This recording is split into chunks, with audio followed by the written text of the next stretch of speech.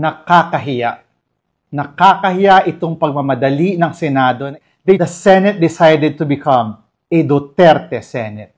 Sa dulo, hindi pa rin nakakalusot si VP Sara Duterte sa kanyang mga pananagutan. Patuloy na magbabantay at maniningil ang taong bayan. Tuloy ang laban. Mga kongresista, dismayado sa Senado, tuloy ang laban kay VP Sara.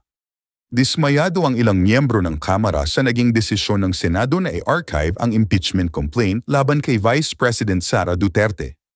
Ayon kay Manila Congressman Joel Chua, miyembro ng House Prosecution Panel, hindi pa tapos ang laban.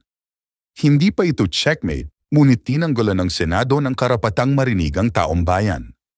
Dagdag pa ni Chua, marami pa silang hakbang para maipaglaban ng hustisya at pananagutan. Matindi naman ang naging banat ni Congressman Percy Sendanya ng Akbayan. Ayon sa kanya ay nakakahiya ang naging hakbang ng Senado at tila naging Senado na ito ni Duterte. Para sa kanya, ipinagpalit ng Senado ang kanilang kalayaan at tungkuling magbantay sa gobyerno. Dagdag pa niya, naging tagapagtanggol ito ng pandarambong at pang-aabuso.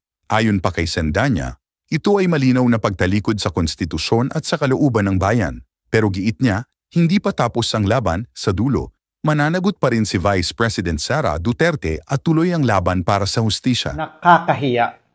Nakakahiya itong pagmamadali ng Senado. They chose to surrender their independence and willfully abandon their constitutional mandate. Today, the Senate decided to become a Duterte Senate. Sa pagtalikod ng Senado sa kanyang tungkulin, nagsilbi itong taga-konsinti at taga-kubli ng mga krimen ng Vice Presidente. Ang pandarambong ng 612 million pesos ng confidential funds at ang lantarang pang-aabuso sa kapangyarihan. Their disgraceful decision is a betrayal of the Constitution, a betrayal of the will of the people. This may have delayed our hopes for accountability and justice, but it has not ended it. Sa dulo, hindi pa rin nakakalusot si VP Sara Duterte sa kanyang mga pananagutan. Patuloy na magbabantay at maniningil ang taong bayan. Tuloy ang laban.